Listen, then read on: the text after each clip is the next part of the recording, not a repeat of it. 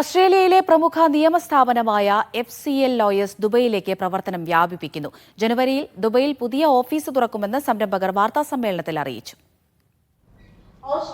Middle east രാജ്യങ്ങളും ഓസ്ട്രേലിയയും തമ്മിലെ വാണിജ്യ ഇടപാടുകളും ഓസ്ട്രേലിയയിലേക്കുള്ള മൈഗ്രേഷനും വർദ്ധിച്ച സാഹചര്യത്തിലാണ് ദുബൈയിൽ ഓഫീസ് ആരംഭിക്കുന്നതെന്ന് FCL ലോയേഴ്സ് ഡയറക്ടറും പ്രിൻസിപ്പൽ ലോയറുമായ താര സുജിത് കുമാർ പറഞ്ഞു.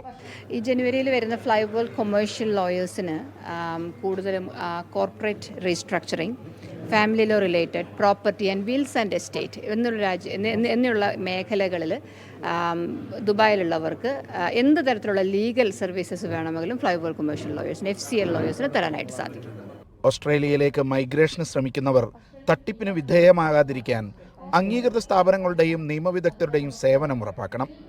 ഇംഗ്ലീഷ് അറിയാത്തവർക്ക് ഓസ്ട്രേലിയൻ വിസ ലഭിക്കുമെന്ന പ്രചാരണം അടിസ്ഥാനമില്ലാത്തതാണെന്നും താര സുജിത് കുമാർ പറഞ്ഞു. ഇംഗ്ലീഷ് റിക്വയർമെൻ്റ് ഇല്ലാതെ, ഇംഗ്ലീഷ് പരിജ്ഞാനം വേണ്ട, നമുക്ക് ഓസ്ട്രേലിയയിലേക്ക് മൈഗ്രേറ്റ് ചെയ്യാം എന്ന് കാണുന്നത് ഡെഫിനറ്റ്ലി തട്ടിപ്പാണ്. ഇംഗ്ലീഷ് ഇല്ലാതെ നമുക്ക് ഓസ്ട്രേലിയയിലേക്ക് മൈഗ്രേറ്റ് ചെയ്യാൻ സാധിക്കുന്നില്ല.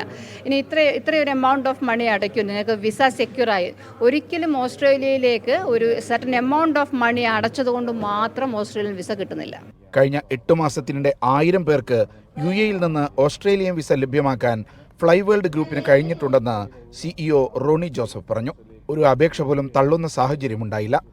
ഇതിന്റെ ആഘോഷവും വാർത്താ സമ്മേളനത്തിൽ നടന്നു. ഡയറക്ടർമാരായ Robi Joseph, Tins Abraham, Middle East regional head Daniel Johny എന്നിവരും വാർത്താ സമ്മേളനത്തിൽ പങ്കെടുത്തു. Media 1 Dubai.